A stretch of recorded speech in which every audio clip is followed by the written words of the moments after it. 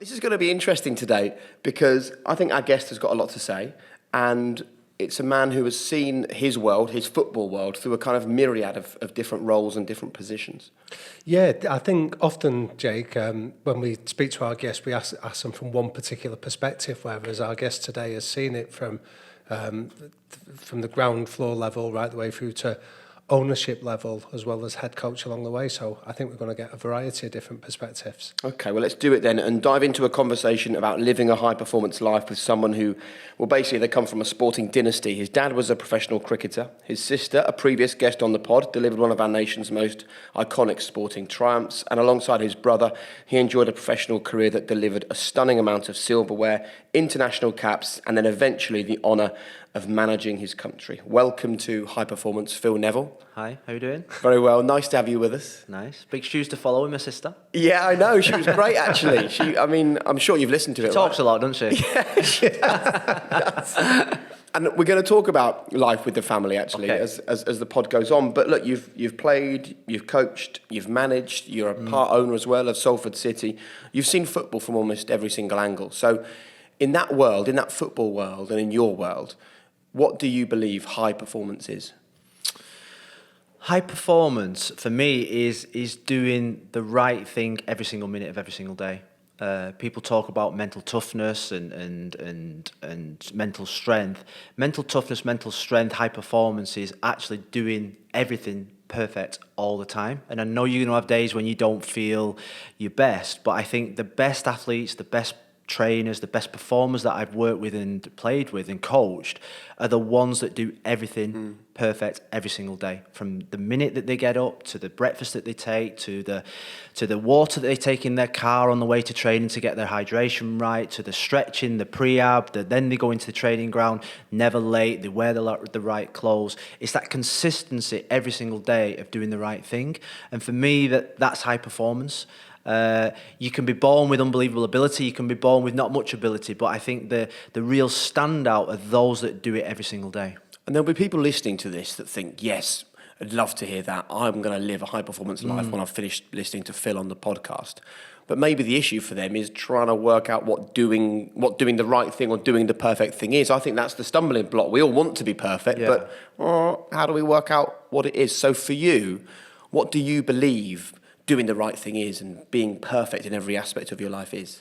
Do you know, I go back to the values that my parents set us, and then obviously followed on at Manchester United, and I never even thought about this until I became a coach.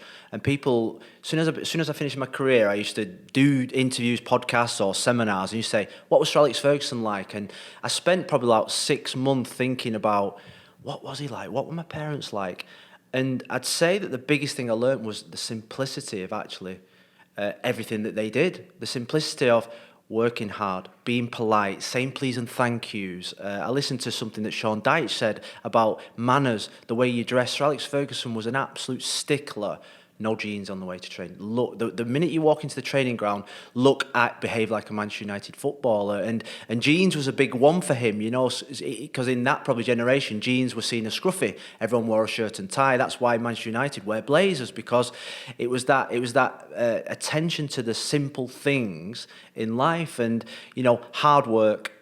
Enjoyment, big thing. Last thing he ever said to us before we went onto a football pitch, the last thing my mum and dad said to us before we played for the under-11s in Bury, just go out there and enjoy yourself. If you're not enjoying yourself, you're not going to play well. If you're not going to play well because you're not enjoying yourself, please go and play something else.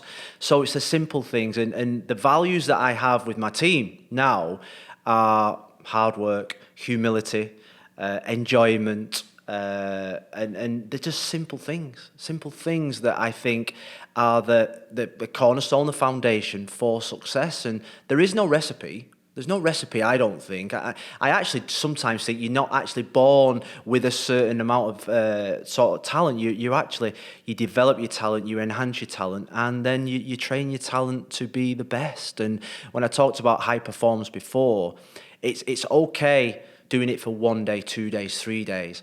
I actually want to see it for the whole of your life. And that was Sir Alex. Sir Alex was the best. My dad was the most laid back, hardest man ever in terms of if you didn't say please and thank you, if you didn't take your plate away, if you didn't thank your mum for your tea on your table, if my gran and granddad picked us up from the football practice and we didn't give them a hug to say thank you and make them feel appreciated, that was when he would come down as like a ton of bricks. He knew we'd have bad games. He knew we would probably get out for a duck at cricket or score an own goal, which I did.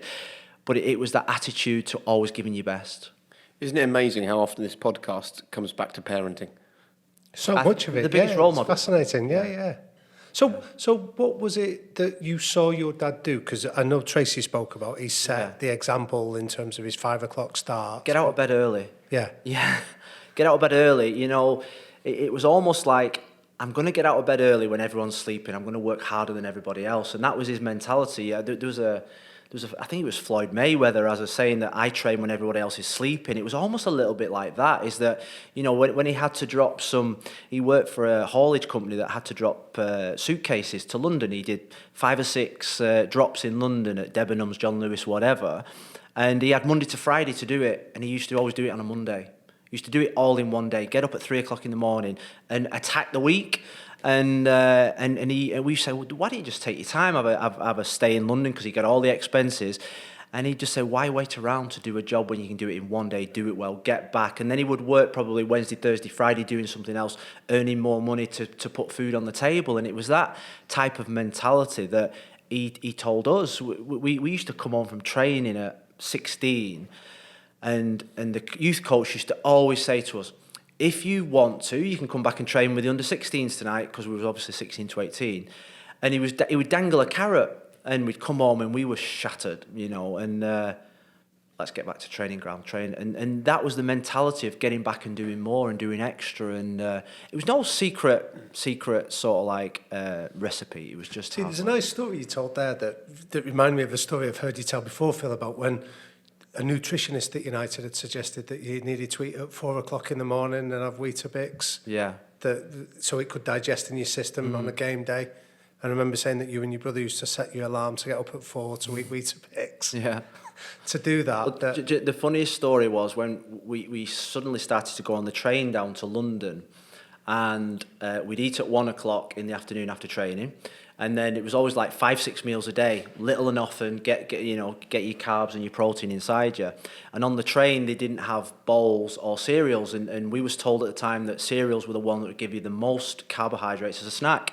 So we used to get onto the train and people were playing cards. And then at 4:30 every train on the way down to London, me and my brother used to steal a bowl from the Cliff training ground, get the ball out, box of cornflakes, and we got hammered every single day. You can imagine on a bus when we'd stealing a bowl from the canteen, we'd have some milk off the train for the tea, and that was sort of like, well, we was told at 4:30 we had to eat, and carbohydrates was the best with cereal.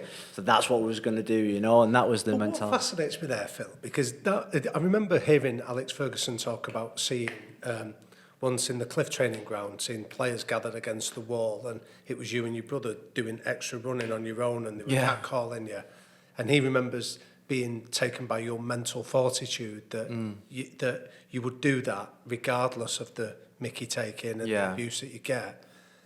How did you learn to override that idea of just fitting in with the pack and doing your own thing?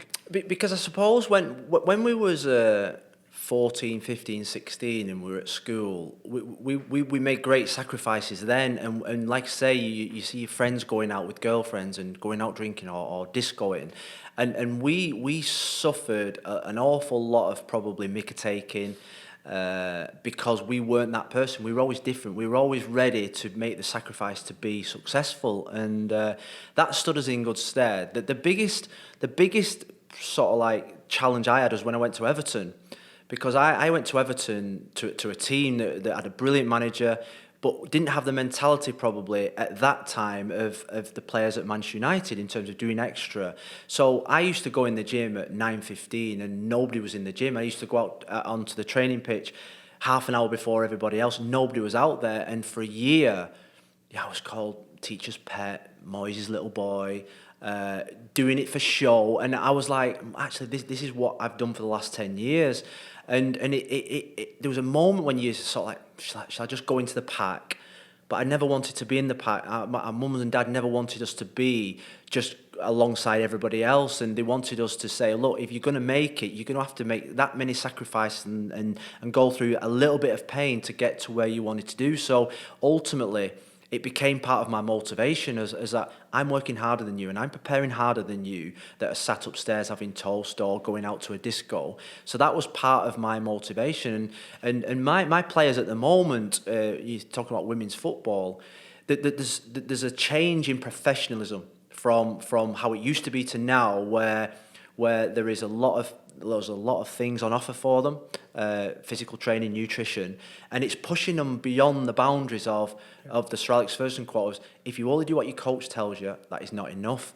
So you come into training, coach puts on a session, I've done everything now, the experts have told me what to do. Actually, it's the 10-20% you do away from that I think sets the Ronaldos apart, you know.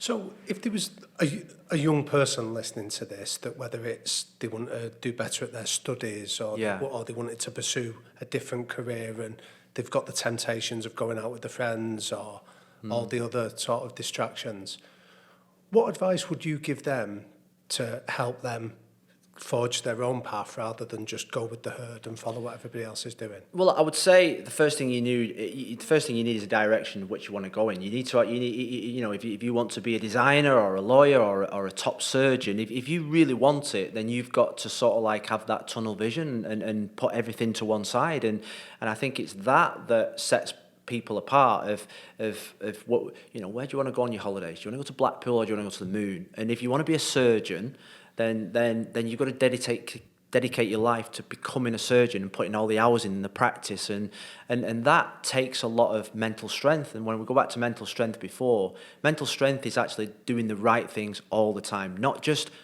Monday to Friday, it's Saturday, Sunday too.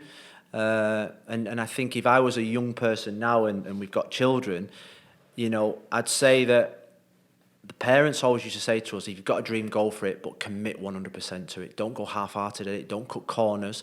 And become that person that does 12, 14 reps than just 10, you know, and it's the extra 4 to 6 reps that you do that are actually going to make the difference of you becoming what you want to be or just being part of the pack. Wow.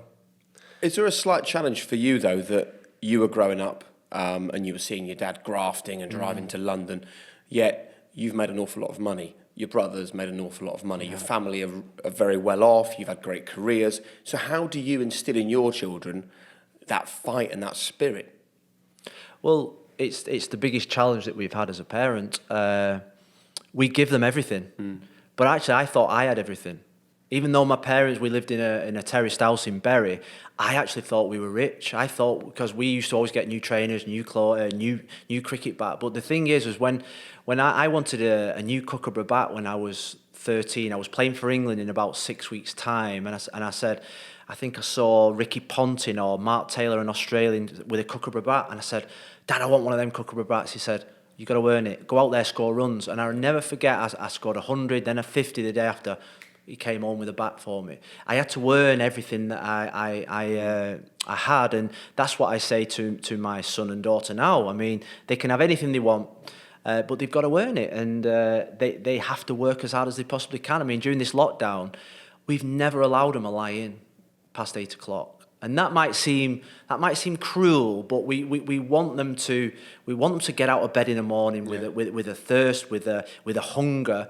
To go and do their Zoom classes, my son go to the training pitch and do his extra work. And yes, he's had a bit of off time, but he's probably only took 3 or 4 days off because ultimately I wanted him to drive it himself, and I wanted my daughter to get up out of bed in the morning. We as a family train before breakfast. That's our mentality. That's what we've done since they were probably the whole family in the gym. 5, but since they were 5, we've always tried to get them up before breakfast to train. Love that. And I'm like, that, man, we struggle to get out of the house. We're always late for the school run.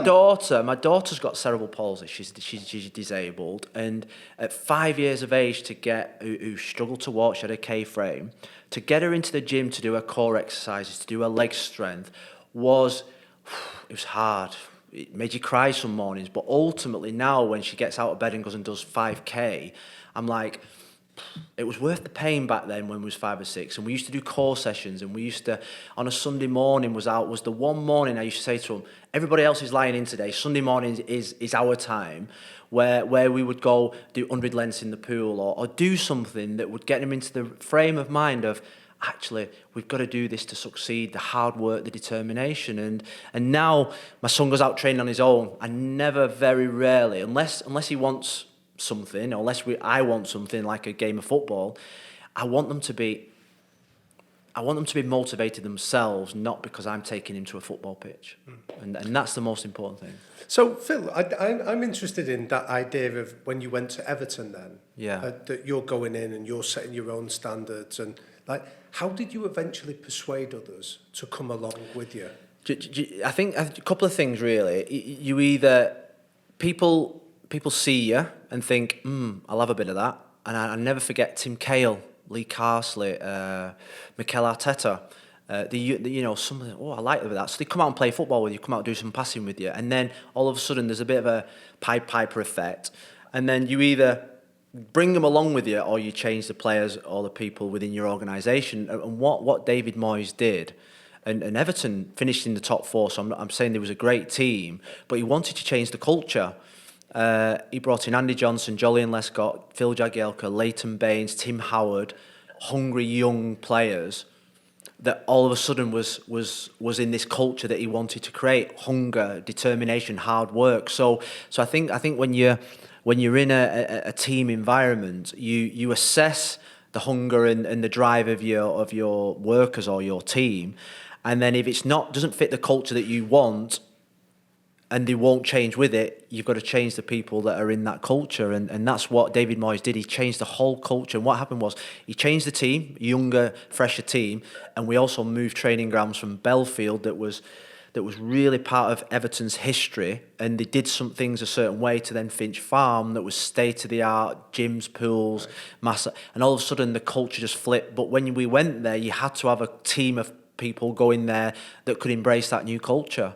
I think that was important. And you had to have a manager that had the vision to do that. I mean, that's really important, is that he knew he had to change the culture of getting into training, going upstairs, having a piece of toast, reading the newspaper, waiting until 29 minutes past 10, going out to the training field. He wanted to change the whole culture of the club.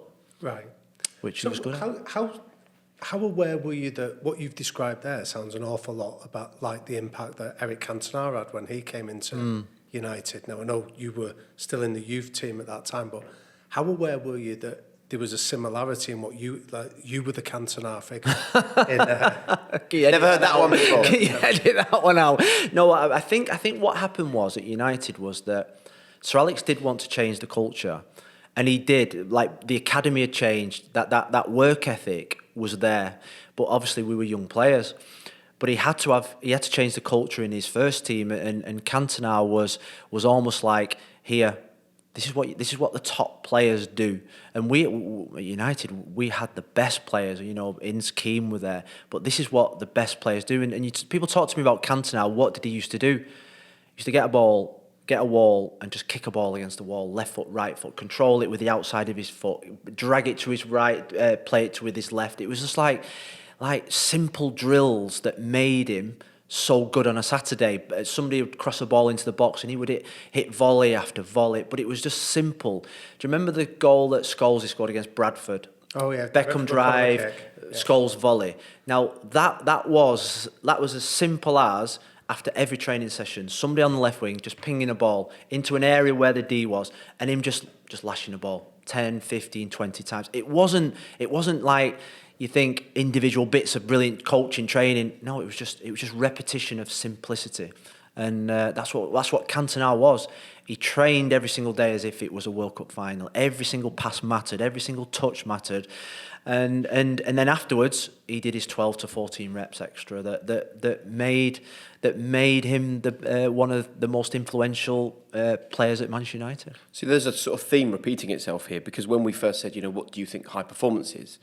You said it's about doing the little things right again and again and again. And then we watch an incredible goal scored by Paul Scholes and think, wow, there's some genius behind that. We sit here and talk to you 15, 20 years later and you're like, no, it was exactly what I described at the beginning, the focus on the tiny details. And I think sometimes in life, we want to get somewhere and we see the destination and we think, well, that's out of reach, it's impossible.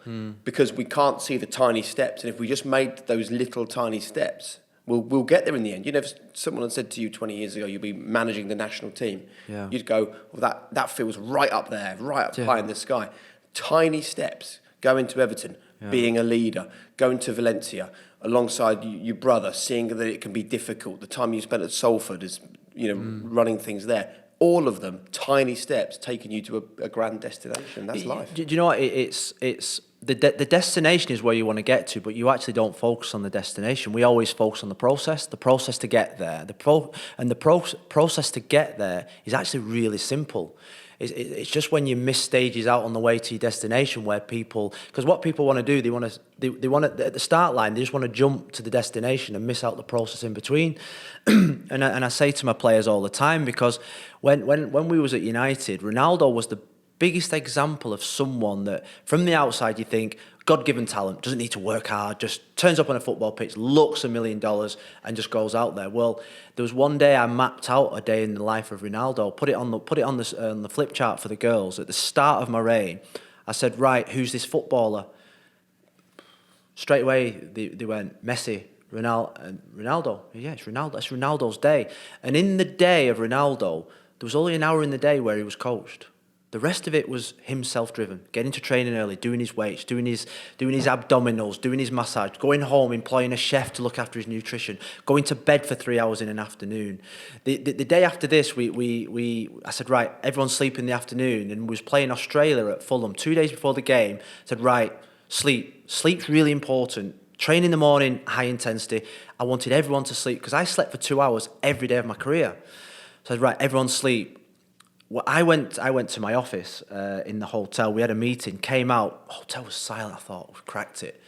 Went past the medical room, 23 players in the medical room, door locked. They couldn't sleep. It was like, this is foreign to them. They wanted to be having a coffee or having a laugh. So I barged in there and they all looked at me. It was a funny moment, but and that's when I started to learn about the differences between male and female athletes and stuff like that. But ultimately, the day in the life of Ronaldo, for me, is a perfect example of when you see him doing the stepovers after every training session finished, extra training, then he would take a ball around the whole circumference of Carrington Training Ground, doing his step-overs, jogging pace, walking pace, drag backs, step backs, Cruyffs, and that was like 3K round the training ground. Day before the game he would do it. And people say, oh, God-given talent. No, that lad used to watch YouTube clips of a skill he liked, and then he would go and practice it, then he would take it out on the training ground.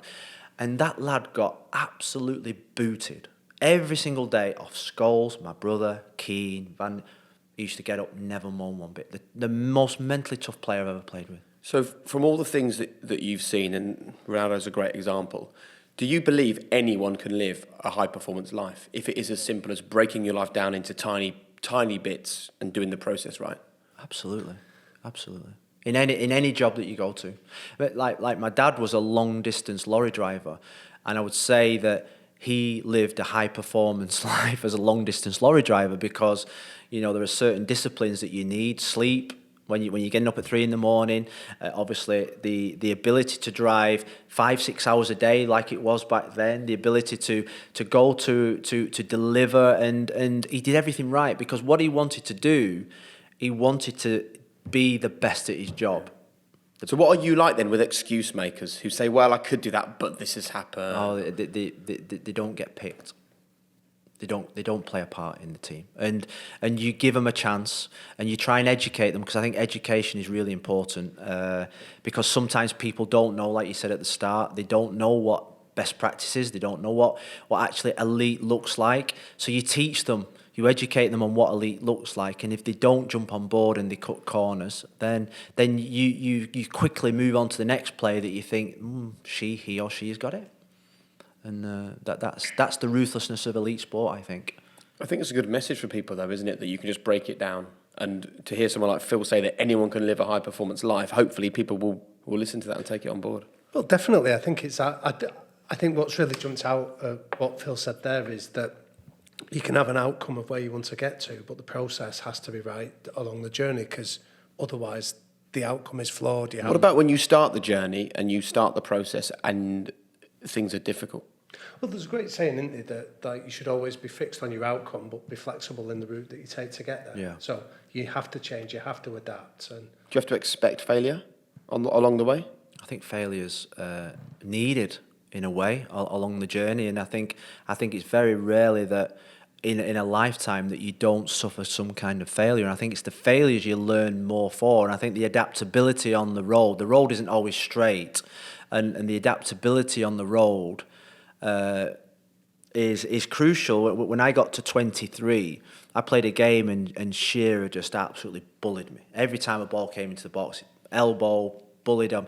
And I remember going home saying, I can't just get through on my ability now. I've got to do something different. And then sat down with the S&C coach. We had a 12-week program of building me up, becoming more robust, and it changed my whole. I'd never touched a weight until I was 24, never done S&C, and Sir Alex just didn't really believe in it. He wanted you to be the best footballer out there, and all of a sudden, you had to adapt to another way of training, another way. And then when I went to Everton, there was another adaptation period there of thinking I was going to spend the rest of my life at one club, then going to another club who had different expectation levels, and I had to soften my approach to people probably because, again, you go back to the education about their standards against your standards, which made me an even better person, I've got to say.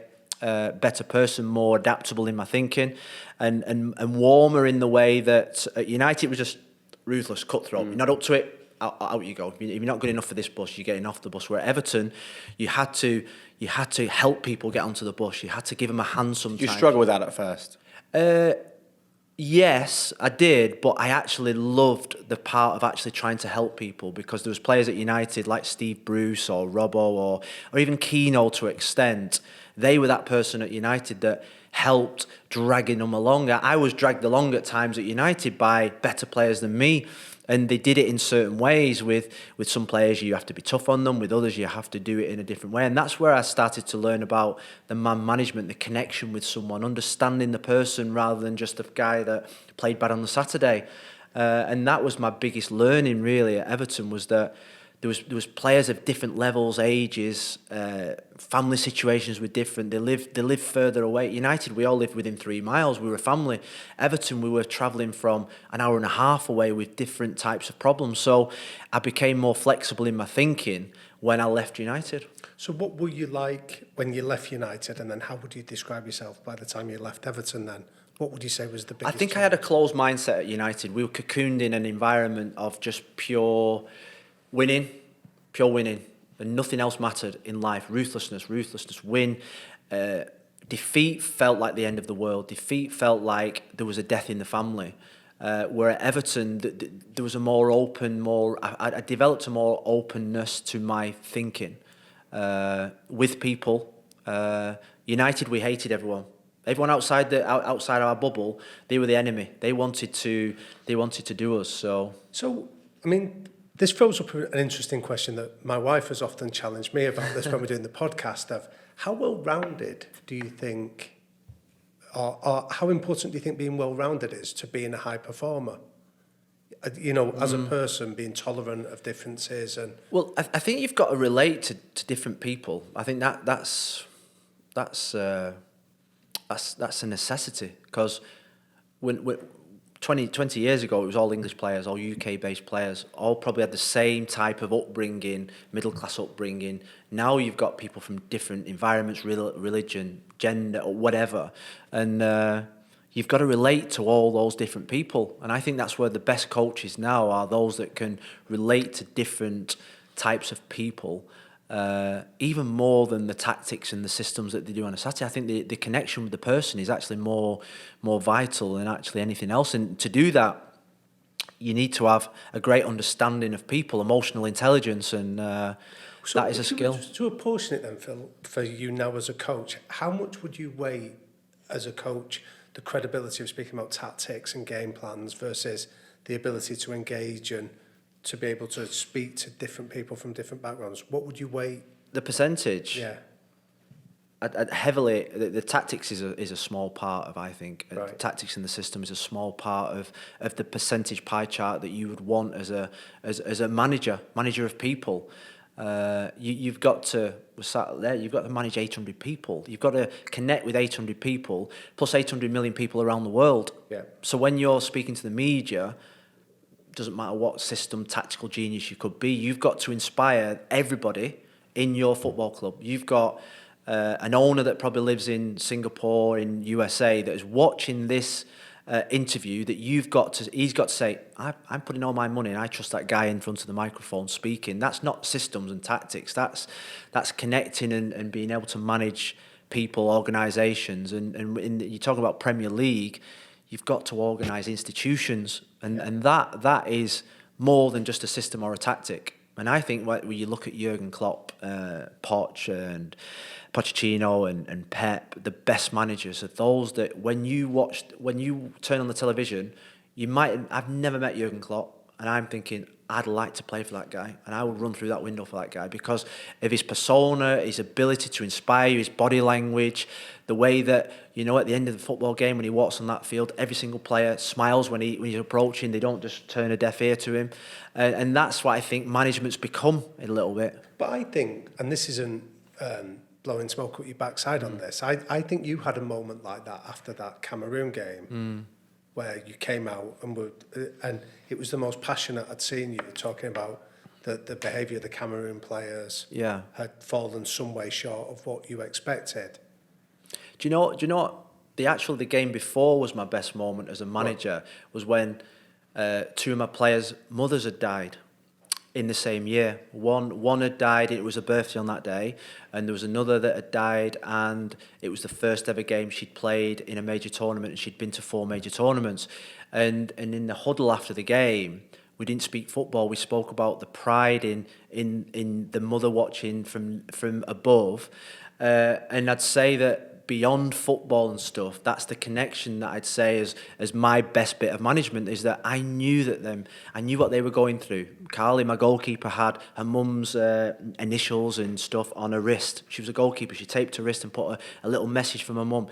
Frank Kirby has suffered a lot from the death of the mother years and years ago, and that was her mum's birthday that day. I actually was thinking of resting her for that game, and then thought, no, it's her mum's birthday. There's going to be something special happen tonight, and that girl has to be on that field.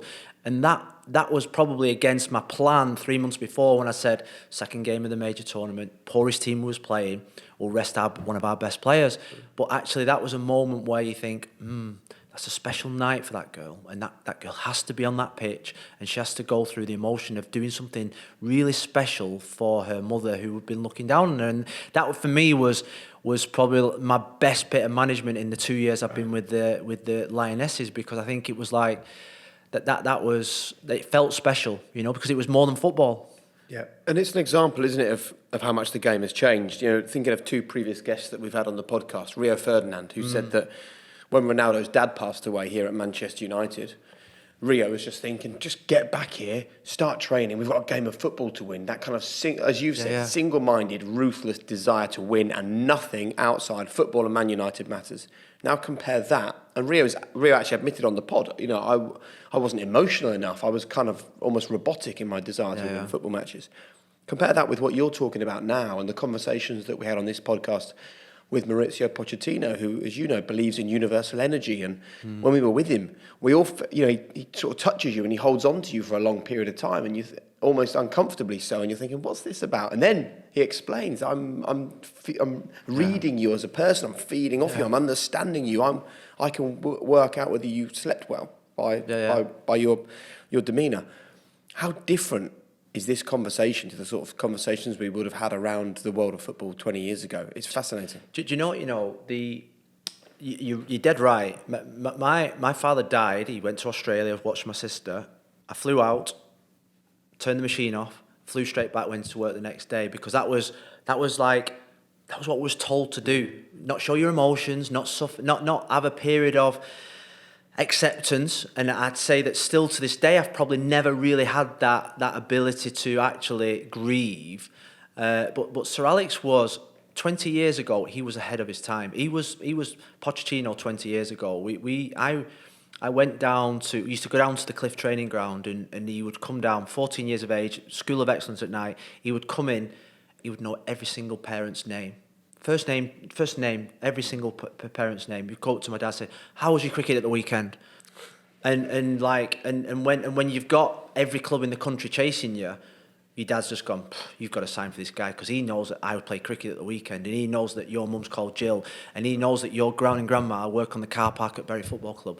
And I'm like, that goes beyond systems and tactics. That's somebody that's got the most great emotional intelligence, that connects with the family, and you know the stories he used to tell us about if you had a problem with a player, or if you wanted to sign a player, meet the mum first. Convince the mum that you were going to look after her son. And I used to think at the time, it seems like a waste of time, that, damn, you just go straight to the player. But you see that when you go home and your mum sits you down and you listen to your mum, or you listen to your dad, you listen to the influence of the family. And he had that unbelievable ability of, getting your my first signing on fee. You've got to give it to your mum and dad. No, I want to buy You've got to give it to your mum and dad. You would not be here today if you didn't have your mum and dad. Straight home. It was funny because me and my mum and dad got 2 signing on fees, but that's what we said to him. Can we split ours when we get all right? Yeah. I love it. The Lamborghini was outside the week after. How much of it, Phil? Like, I know Chris Casper works for you now at Salford, and I've heard Chris speak about this idea that he said the hairdryer that people attribute to Sir Alex often wasn't used. It was just the sense that you just didn't want to let him down. Yeah. And I never got the hairdryer. No. Never. So how much of it was just that idea that you just didn't want to let him down? There was definitely an aura. Still to this day, we went out at Christmas. We went out for a meal with him, and literally, it was after he'd recovered from his operation and stuff, and we took him home. I took him home in the car, and the lads were in the back seats, Gary and Scalzi and Giggsy and Butty, and he was sat in the front seat, and literally I was perspiring. He was sat next to me in the front seat. I'm 43 years of age. I'm England women's manager, and I'm that stiff I can't turn left or right. And he's going, turn left, turn right, turn left. Don't go this way, son. And literally gets out the car, and we're all just, wow, thank God for that. We got him home in safe peace. But he just had a great aura about him. And so I don't think people think of him as being an emotional character. They think of him as being a hard guy that got the best out of you. But I think from what you're saying, he plugged into the emotions of the players and the players' families probably long before a lot of other managers do. And I think now it almost feels like the norm that you connect on an emotional level with your players. He did. He loved the background of a player, of where they came from, what's their upbringing was like, because I think it told him a lot about the character of what the player was going to be. And I suppose it does if you're from a working class background and you've had to fight really hard and you've played street soccer. It tells you that you've got somebody that's not going to give up. It sounds like you do the same though, the way you were talking. You have to, and it's like, to get the best out of your players, it's so easy just to get a bunch of players into a training ground and say, oh, just do this, do that. To actually inspire them. When I walked onto a training pitch, I wanted to be inspired. And we say now to the coaches that every single time that you are involved or touch a player, a meeting, a bloody video analysis or a conversation, we call it every session's got to be a masterpiece, because that's how you inspire this generation of players. They want to be inspired. They see so much. They want to be excited. And to inspire someone, you've got to be in touch with actually what inspires them. And that takes a lot of work. And you've got to do a lot of emotional intelligent work, and you've got to understand the player. I'm interested to talk about your son, because I think that you're in a really interesting position here, where your son plays for Manchester United at youth level. So you are primarily his dad, but also you can see his career through the eyes of someone who's done exactly what your son wants to do. Yeah. And as someone who manages young footballers as well. The balance is amazing. How do you manage to inspire your son without making him feel overawed, without applying too much pressure for him to achieve what his dad and his uncle did, which is play for United? I think the pressure bit is that I very rarely go and watch him. Very rarely go and watch him. I'll always sit down with him on a Sunday, and he always likes to show me his clips or go through the game because it's on MUTV. That is really important to him, that I sit down with him on a Sunday. But in terms of sort of like the going to a Saturday morning game, very rarely go and watch him play. Is that his decision or yours? Mine, because when he goes out onto the pitch, I want people to be looking at him, not me in the stand, or to be singled out. So, and have you asked him whether that works for him? I think he wants me to go and watch him. I really do, because his mum goes absolutely everywhere with him. She's absolutely obsessed with being there on the sideline when he suffers or when he does well, someone to look over to, because that's what we had. But ultimately, when he was 11, he was at United, like satellite, and City asked him to go to their satellite. I said no straight away. Over my dead body, are you going into that football club? And he said, I'm going. And my dad said the same. He can't play for Man City. And then my brother said, Phil, you've got to let him create his own pathway. He just said a little flippant comment. So I went home. I said, what do you want to do? He said, I want to go to Man City. I said, you go. And I actually had more fun going watching him play for Man City, because he wasn't playing for the club that his uncle and his dad played for, than I do now actually watching him play for Manchester United, because every time I see him play, I feel the pressure. Yeah. I feel the pressure of what he's thinking. And does he? I mean, I imagine when he goes into Carrington or wherever, there are pictures of you around the place and pictures of... He never talks about... I've got to say, he never talks about it. He never discusses it. It was his decision to sign for Manchester United. And I do take a step back, and sometimes he'll say, watch my clips, what do you think?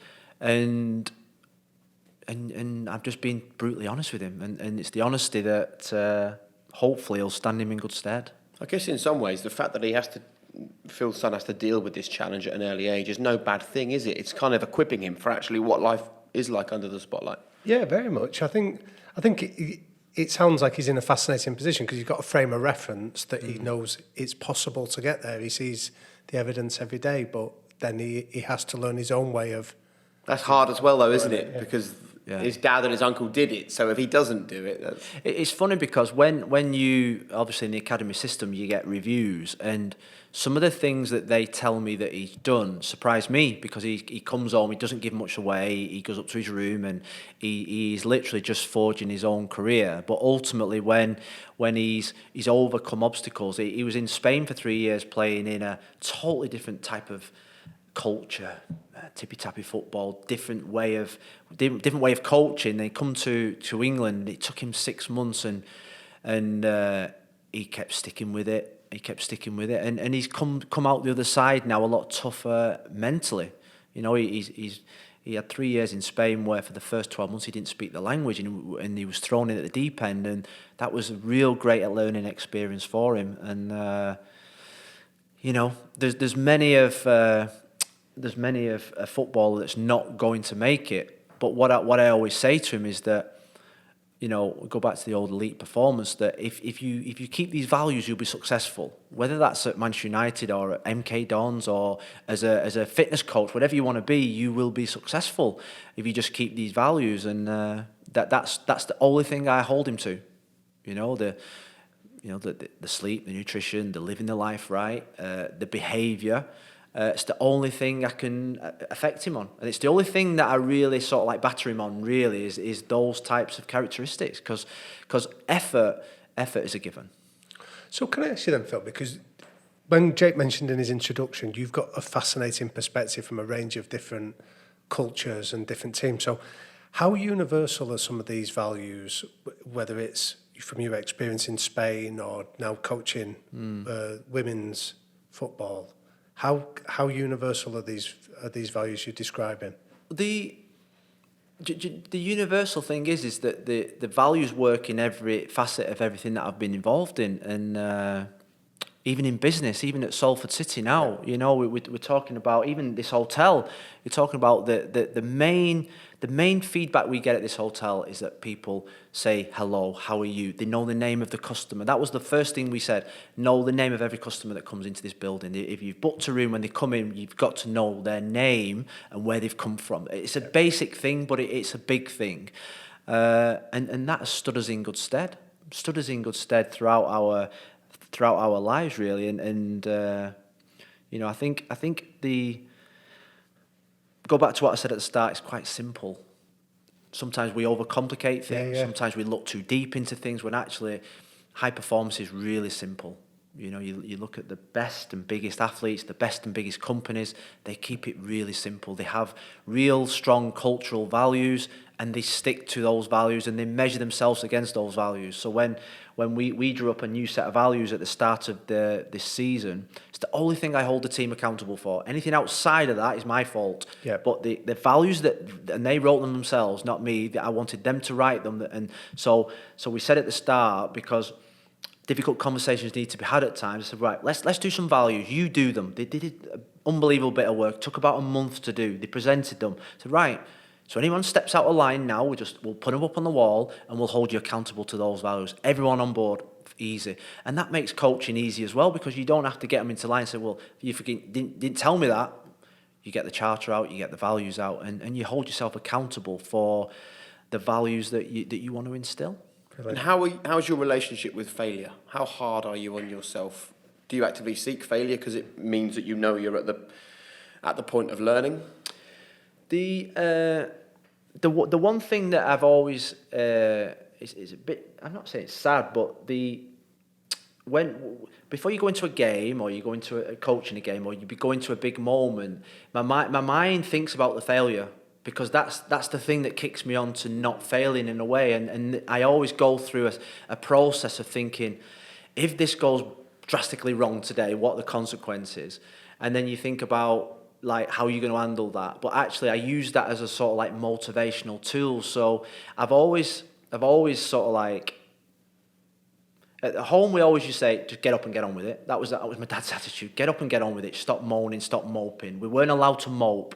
If we lost a game, he would say, right, I'll allow you to mope tonight, tomorrow morning. If you wake up moping, you're out the door. So we were always at a get up and get at 'em type attitude. And then Sir Alex, the minute you came into the dressing room after a game, you moved on to the next one. So you didn't allow any time for moping. And we drew a game with the Lionesses, 0-0 against Wales, third game in. And 25,000 at Southampton. Got back to the hotel and we'd had 2 hours at the ground with the families and everything. Got back to the hotel. I got them together. Said, right, let's move on. Bosnia in 3 days' time. No. The girls went, no, boss. This is going to take a long time to sink in. I went, no. New rule. Really? Tomorrow morning we wake up. Anyone moping around, I'll get your car home. No, boss, no, 48 hours. Nikita Paris goes, it doesn't work like that, boss, doesn't work like that, boss. I said, in our environment it does now, because tomorrow when you wake up, you're wasting time in your life moping around. But it's wasted energy. Wasted time. We're training in the morning. I want you to be world class in the morning, because in the morning we can't do anything about the Wales game. Boss, you've got a lot to learn in women's football. so then we try to educate them. I love that, because you're describing a concept that there's a psychologist called Gary Klein that talks about this idea of premortems, where if you work out what can kill you before the event, you can then work out how you're going to handle the moment when it happens. Yeah. Which it sounds very much what you were doing, that you were working out what are the consequences of failure here? Can I live with it? And then that way, when it happens, it's almost you can move on. Like I think about the worst thing that can happen or defeat and think, right, so I work that hard now, it's never going to happen. So it almost use it as a motivation never to go there. Yeah. Never to go there, because you know what, I'm not going to like that feeling at all. So you know what, I'm going to work my damned hardest today to make sure I don't have that feeling. And have you ever taken your foot off the gas to the point where you go into a situation and you fear you haven't worked hard enough, you haven't prepared well enough? Once at Man United, we played a pre-Champions League qualifier, and I played all pre-season, and we were playing out in Hungary, and he named the team in the morning, Sir Alex, and I wasn't in it. We played Wes Brown, and I was devastated. The only time I've ever been affected by selection, and the only time I've ever not really had that, just get on with it, Phil, just get on with it. And I remember going back to my room. I didn't have my normal pre-match meal. I ate more than probably what I normally would do. I then went back to my room. I was on the phone all afternoon when I'd normally have a 2.5 hour, 3 hour sleep. I watched television, came down to pre-match, didn't have my normal pre-match meal. I've got to say, I didn't wear my lucky boxer shorts. I'd gone in a way 2 minutes into the game, Wes Brown breaks his ankle. I go onto the pitch, play the game, last minute of the game, ball comes over, miss the ball, they scored, we lose 1-0. And I never forget Roy Keane running down the tunnel, just having a go at me. And I'll remember just not hearing a word, just thinking, I deserve it. You know what I mean? And nobody else really knew about it, but I knew myself, and that was the biggest kick up the backside I've ever had. And a brilliant bit of learning for you as well. Unbelievable. How old were you at the time? I was 24, 25. And now 40... 43. So that's 20 years ago. Yeah. And you haven't done it since. I mean, Never. Talk about learning from your mistakes. Never. I never forget the ball coming over, and whether I had the third bread roll in my pre-match, I couldn't get off my feet, but it just skimmed my head, guy went through, scored. And we won the replay, we run the second leg, but that was like, I never forget Wes Brown going down. I was on the bench, I had a bit of a sulk on. He went down, broken ankle, and I went, oh no, I'm in trouble here. Do you know what I mean? Because I needed to prepare right. Mentally, I needed to prepare right for me to play well, and I knew I hadn't. I'd like to just go through a few periods in your career just to find your biggest bit of learning from those. Very simple. The biggest sort of bit of learning you took away from your time at Manchester United? I think the biggest thing is that there is actually life away from Manchester United. That was the biggest learning, because it was and still is the biggest part of sort of like our family. We're Reds. We're they lose, we lose. And when I left, driving down the East Lancs Road, I was like, I thought it was it. I thought it was the end of the world. And then I realised actually there is another world out there. And actually it made me a better person, and it made me more rounded, and it made me grow up more and more mature, because, dear me, these Sir Alex just put a blanket round you and just protected you. And I think if I hadn't left United, I wouldn't have gone to Valencia. If I hadn't left United, I wouldn't have took the women's job, because I think it was like, if I grew going to Everton, oh dear me. The biggest bit of learning almost at United was when you left. Yeah. Wow. Definitely. And then when you went into Everton, what was the biggest learning there? I was on the phone with John Ruddy, the Wolves keeper, this morning, and he said, "Oh, I love that you've got Phil on. I'd love to know when he decided to get into management, because when he was at Everton with us, it was like he was already a manager. First in, last out. He'll be perfect for your podcast." So obviously you did impact those players. He still remembers your dedication. The biggest influence was David Moyes. David Moyes was like, here, this is your dressing room. This is what I want you to do. And third game in, he made me captain, and I remember, please don't make me captain. Like, David Weir was there, Alan Stubbs had just qualified for the Champions League, and he made me captain. I went, oh, no, it's too early. Just let me have 12 months. Let you captain straight away. And the dressing room was like, teacher's pet, Moyes' little boy. Oh, he's come in here, he's his little grass and all this business. And he was firm. I've come in here and I'm going to change something, and you're going to be the one that polices that dressing room and drives that dressing room.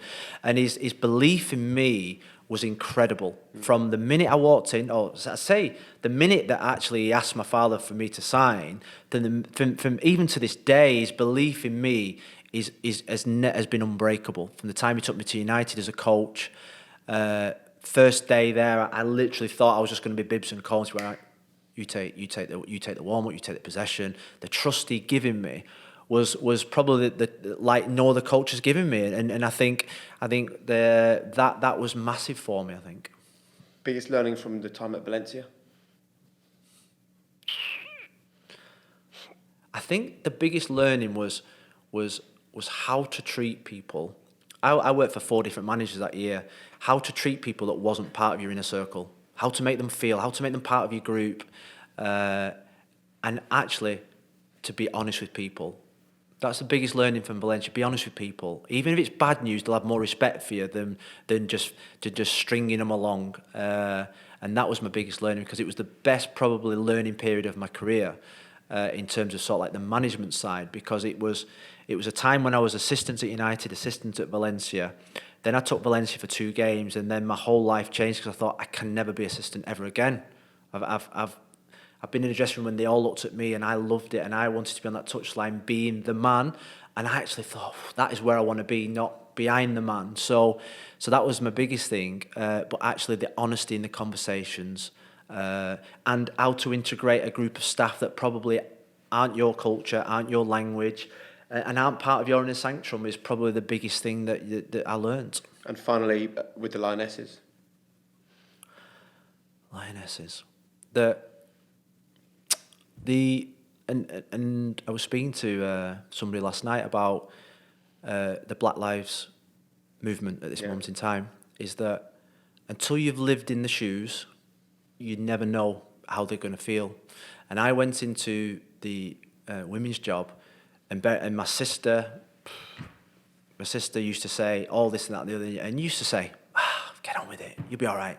Oh, you were on the telly last week, you'll be all right. Yeah. And then when you're actually living in the shoes of a female athlete, you think, this is not right. The prejudice, the homophobia, the sexism, the lack of equality. Every single day is a fight. Every single day you think you're winning, then you take us 2 steps back. Every single day you fight like you possibly can to make things better for a group of girls that are the most unbelievable group of people I've ever been involved in all my life. Yeah. And some days you win, some days you lose. And it's until you wear the obstacles, and like I say, when I was a footballer, my sister used to come home from these camps and she used to go to training on a Sunday morning in East Grinstead, 3 hours there, 3 hours back. Oh, well done, how are you doing? Good session. But actually, you look back now and think, how ignorant was me and my brother to like actually what she was going through. Why didn't we put a driver on for her? You know, why don't we put a driver on for her? Why don't we fund something a little bit better back then that they're now getting now? But because you're not in the shoes of that person, because you're not in the shoes of a female, you just never know. You just never know. And I can actually sort of like relate now to people saying, oh, we've made great strides. Oh, we're doing okay. Well, actually, there's still my girls are fighting every single day now. We were winning. For 2 years, we were beginning to break down barriers. I think we've took a massive step back now, and people have forgot female sport. No netball, no hockey, no female sport played for the last 3 to 4 months. Not even on the agenda of any boardroom in any sport, in any industry. Correct. And I'm like, to change that, you're going to have to change at the top. You're going to have to change at the top. You're going to have to get people, you're going to have to get females, you're going to have to get black people on the boards before it starts infiltrating down. So I'm going on it from a point of doing that. It's been the biggest learning experience ever. When in my first camp, normally when you get a new player in, you sing a song and everyone films it, and they stand up there and they speak about their career, their life, their obstacles. And literally there was one girl, Abby McManus, I never forget. She stood up there, she told the journey. I had tears in my eyes. Tears in my eyes about the journeys, the fact that she was a kit lady. Then she got changed and went out onto the pitch, then came back in and washed everyone's kit. And I was like, that didn't happen. Do you know what I mean? But we were ignorant to all that because actually we probably didn't care because our lives were okay. So now when obviously I'm coming to the end of my time with the Lionesses, I'm thinking I'm not finished with promoting female sports, women's athletes. And because ultimately, until you've lived in the arena, with the most amazing set of girls who all they want to do is do the best thing they possibly can for the coach, for the organisation.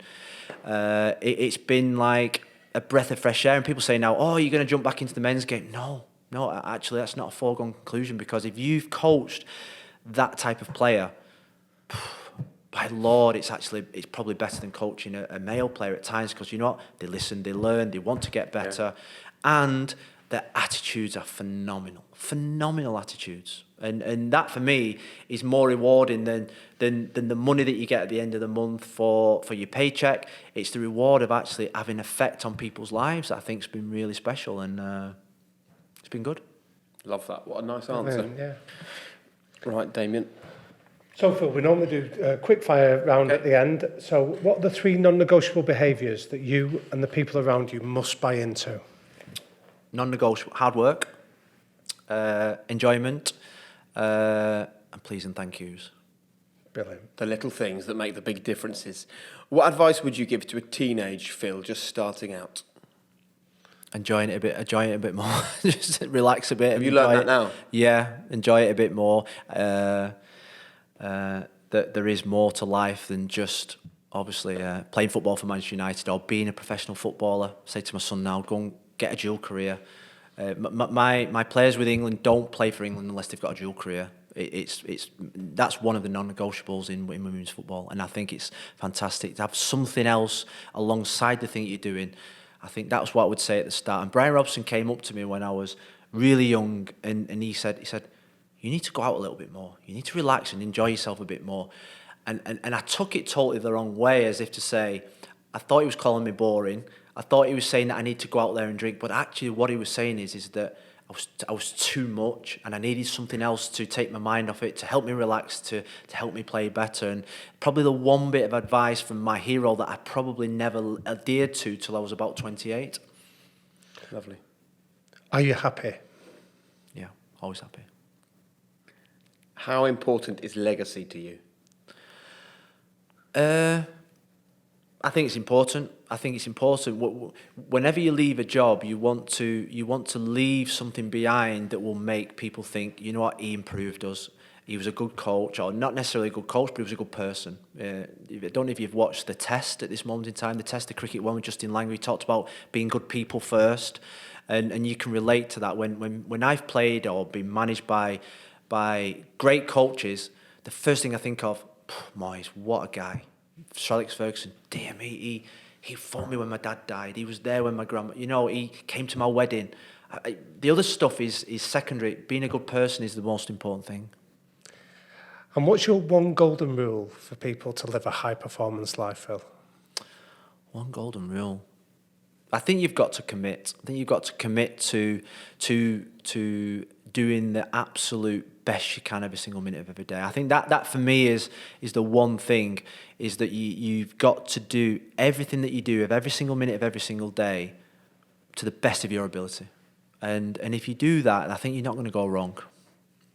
Listen, thank you so much for being on the podcast. Thank you. Enjoyed it. We've really enjoyed it. Have you seen Hamilton in the West End yet?